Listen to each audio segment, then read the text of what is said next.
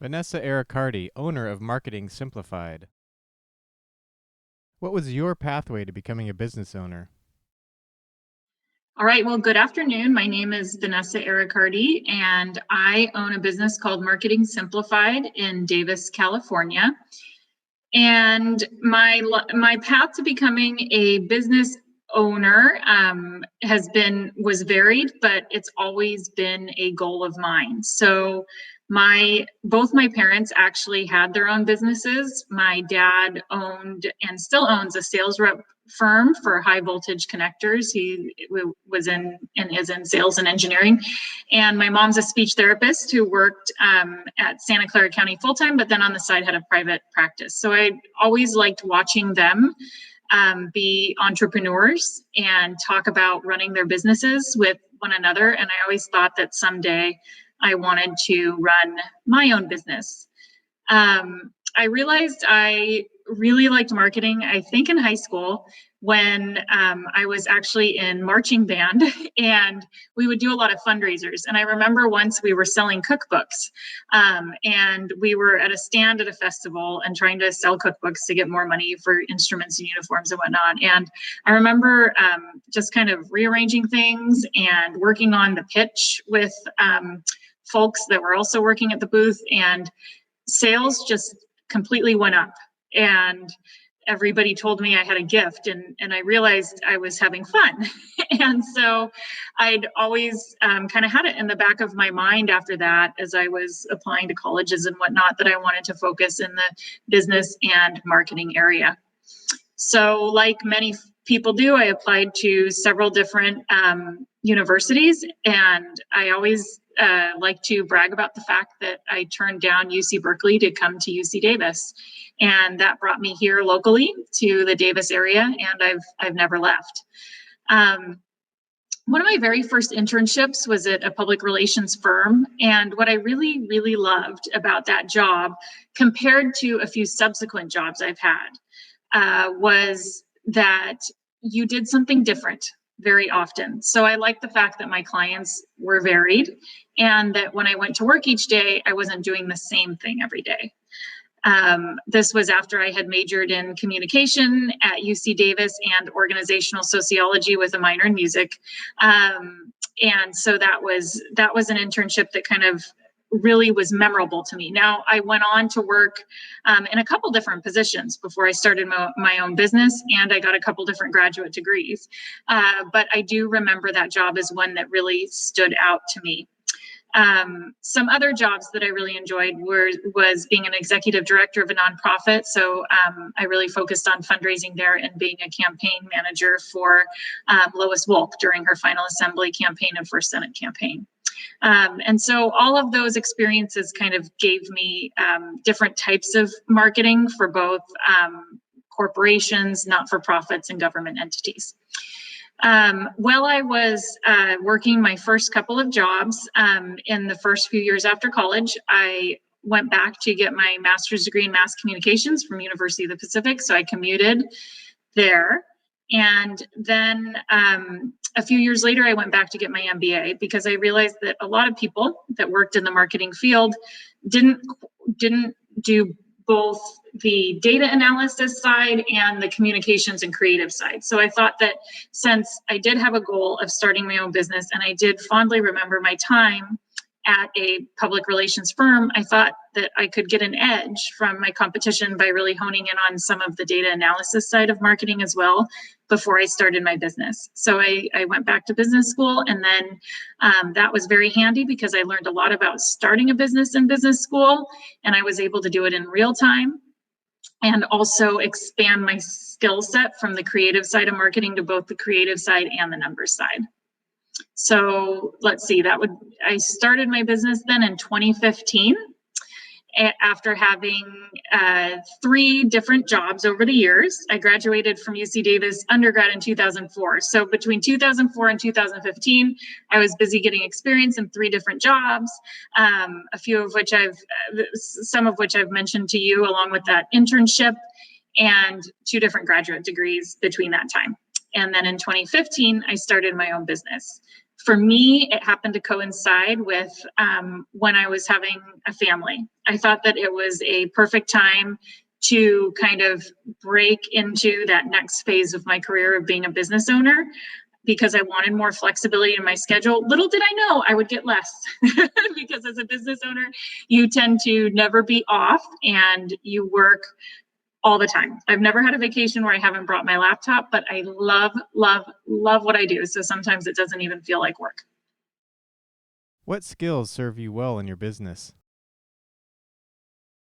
So when I started my business, I painted a broad brush and I said, I'm a marketing consultant. And that's actually one of the biggest things I learned is how to specialize. And so as my business went on, I found myself in high demand for digital marketing and analytics. So how do you use the internet to amplify your conversions?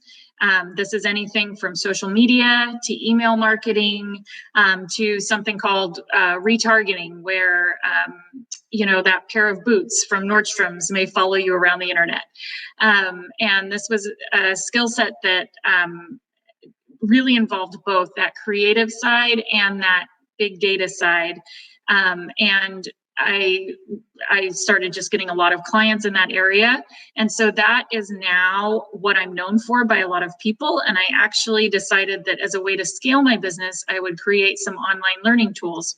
So in addition to one-on-one consulting in that area, I also have a comprehensive course on how smaller business owners that may not be able to afford a one-on-one consultant can learn some of these things, from organic marketing on email, social media, et cetera, all the way through different types of paid traffic and remarketing. So that's something that I would say is definitely a well-known area of expertise. As I mentioned, though, I do like variety, and because I have a broad array, I would say, of experience in my past work before I started a business, I do every once in a while get a one-off client that is, say, even political lobbying, just because of my background. And another area of expertise that I really, truly enjoy and people come to me for is content marketing. I'm a firm believer that if you don't have good content, none of these digital tools will work. If you put a blank sheet of paper in a copy machine, that's the flyer you get out of it. So I always focus on content marketing first, and anything in the area of marketing that I'm consulting on. But again, digital marketing is an area where people tend to come to me often. What would you tell people considering a career in business? So I was born in 1982, so that makes me, like, I think maybe toward the early side of a millennial. And what I was always told growing up was go get a bunch of experience first, and then once you become an expert, start your business. But I think these days there's so many things that we can become experts on quite quickly. And so if you have something that you're really good at, and if you're really passionate about starting a business, maybe start one sooner. Sometimes I wished I had started doing some freelancing for about 4 years before I started my business, but I sometimes do look back and wonder, why did I wait until it felt so safe to do it? Why didn't I try a little earlier? And I think that these days makes me sound so much like my parents, and I'm only 38, but I do think these days there are so many different opportunities and areas of expertise out there. I mean, just the kinds of things that you can do and make money off of, and the different kinds of little areas that I help clients really hone in on as niches are, it's fascinating. So I would say, don't wait if you want to start a business, and give it a try, but that also comes with a warning. So you can be really, really good at something, and running a business can have a lot of surprises. So when I started my business, I knew I had a skill set to offer, but running a business is also a completely different animal than your skill set might be. Now, luckily for me, like I mentioned, I had gone back to business school. So in addition to focusing on a lot of the numerical and data-driven marketing courses I wanted to focus on, I really focused on a lot of the entrepreneurship stuff, because things like getting your business license and getting your accounting going and making sure you're filing the right things and making sure you're keeping up with that filing, those are all things that take quite a bit of time, and there's a learning curve.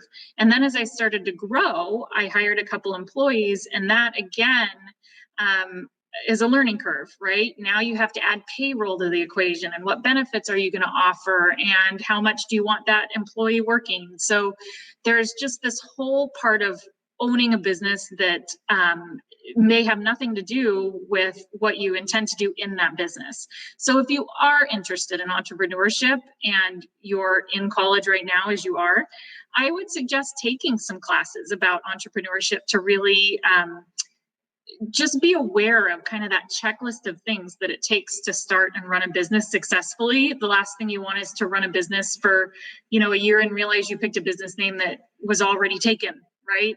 And or that you filed with your city but not the state, or things like that just have a learning curve. So that's an aspect that I enjoy sharing, because I think it's something that not a lot of entrepreneurs talk about, because we're all busy pitching our expertise and what we want to sell to you as far as our services. But this audience in particular, I think, could really benefit from hearing that part of it. And also, as I mentioned in one of the previous questions, I think, when I started my business, I thought, okay, I'm going to be super flexible, but the passion I had for my business was so strong, and then the demand, and all of a sudden I realized I'm running something a lot bigger than I planned, which is always a great problem to have.